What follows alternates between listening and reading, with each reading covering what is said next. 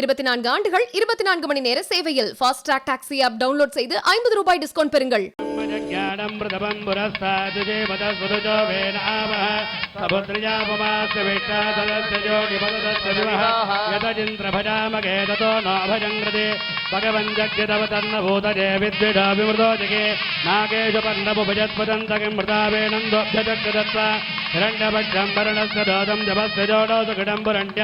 आप्याय सुसमेतुत विद्वतसो मुरुट्य भवाजस्य संगते यो महा पंचब्रह्मदेवताभ्यो समस्तो विचारान् समर्पयामि.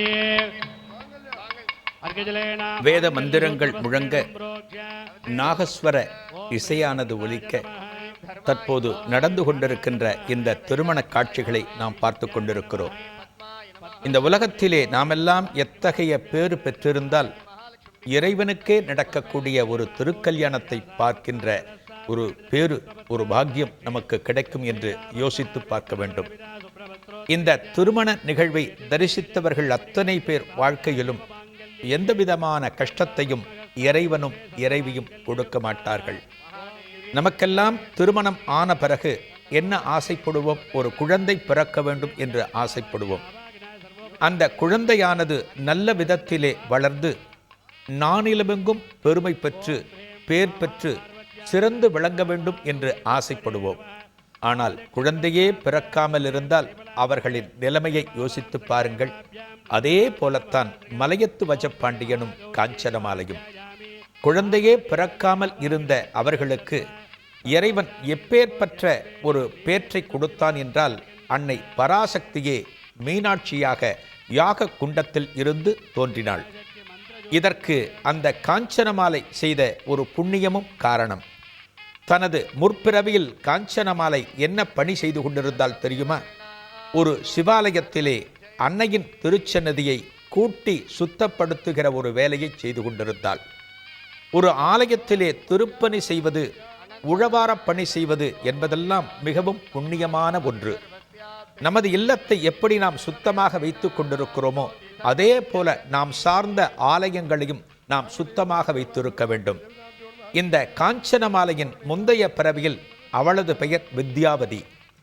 அன்னைக்கு சேவை செய்து கொண்டிருந்த இந்த காஞ்சனமாலை அன்னையிடம் ஒரு பிரார்த்தனை வைத்தாள். என்ன பிரார்த்தனை தெரியுமா? தனது அடுத்த பிறவியில் ஒருவேளை பிறவியானது உண்டு என்று சொன்னால் நீயே எனக்கு மகளாக பிறக்க வேண்டும் என்று பிரார்த்தனை செய்தாள்.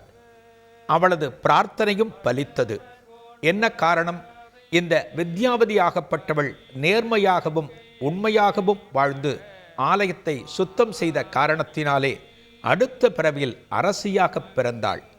நன்றாக நினைவில் கொள்ளுங்கள், இறைவனுக்கு உண்டான திருப்பணிகளை நாம் எந்த நாளில் செய்தாலுமே அதற்கான பலன் என்பது நிச்சயமாக அந்த பிறவியிலேயோ அல்லது அடுத்த பிறவியிலேயோ நிச்சயமாக நமக்கு கிடைக்கும் என்பதற்கு இந்த வித்யாவதி காஞ்சனமாலையாக மாறிய சம்பவம் நமக்கெல்லாம் ஒரு மிகப்பெரிய பாடம்.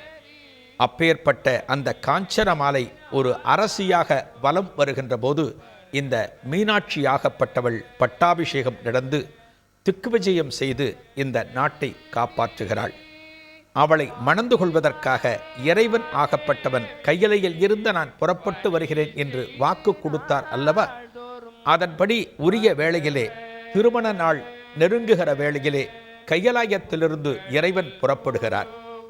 ஒரு மாப்பிள்ளை மணமகள் வீட்டிற்கு செல்கிறார் என்றால் மணமகனின் தோழர்கள், மணமகனின் உறவினர்கள் எல்லாம் சேர்ந்து ஒரு ரயிலிலோ காரிலோ செல்வதை இந்த காலத்தில் பார்க்கிறோம். ஆனால் அந்த காலத்திலே கையிலையில் இருந்து புறப்பட்ட சர்வேஸ்வரன் தேவகணங்கள் சூழ, முனிவர்கள் சூழ, பிரம்மாவும் மகாவிஷ்ணுவும் இடதும் வலதுமாக வர தேவர்கள் அத்தனை பேரும் புறப்பட்டு வருகிறார்களாம் மதுரையம்பதிக்கு. இந்த மதுரையம்பதிக்கு வருகின்ற வேளையிலே இறைவன் ஒரு சிறிய நாடகத்தை நடத்துகிறார்.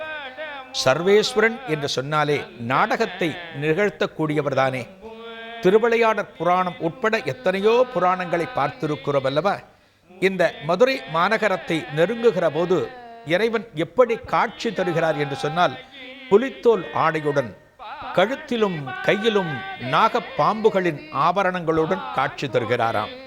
மணமகன் வருகின்ற காட்சியை பார்ப்பதற்காக மேலே உப்பருகியில் வீற்றிருக்கக்கூடிய மீனாட்சி இந்த திருக்காட்சியை பார்க்கிறார். என்னடாது, சர்வேஸ்வரன் எப்படி காணப்படுவார்? இப்படி பாம்புகளுடன் வருகிறாரே, புலித்தோல் ஆடையுடன் வருகிறாரே, நாகாபரணங்கள் காணப்படுகின்றனவே, கபாலங்கள் அணிந்து காணப்படுகிறாரே என்று மிரட்சி அடைகிற போது இறைவன் புன்னகைத்து தன்னை மாற்றிக்கொண்டாராம். அதாவது மீனாட்சியிடம் இருக்கக்கூடிய அஞ்ஞானத்தை எடுப்பதற்காக இதுபோன்ற ஒரு கோலத்துடன் வந்து அவளுக்கு காட்சி கொடுத்து ஒரு சுந்தரமான கோலத்துடன் மாறினாராம். சுந்தரன் என்றால் அழகு என்று பொருள். அப்படி வந்த இறைவன்தான் சுந்தரேஸ்வரர் என்று அழைக்கப்படுகிறார். இன்றைக்கு மதுரை மாநகரத்திலே பிரதானமாக அருளக்கூடிய இந்த ஆலயத்திலே இறைவன் பெயர் சுந்தரேஸ்வரர். காளியுள் ஞான சம்பந்தன் செல்தமிழிவை கொண்டு நலம் பாட வல்லவரிமையோன் ஏத்தவிற்றிருப்பவர் இனிதே. 24 ஆண்டுகள் 24 மணி நேர சேவையில் fast track taxi app download செய்து 50 ரூபாய் டிஸ்கவுண்ட் பெறுங்கள்.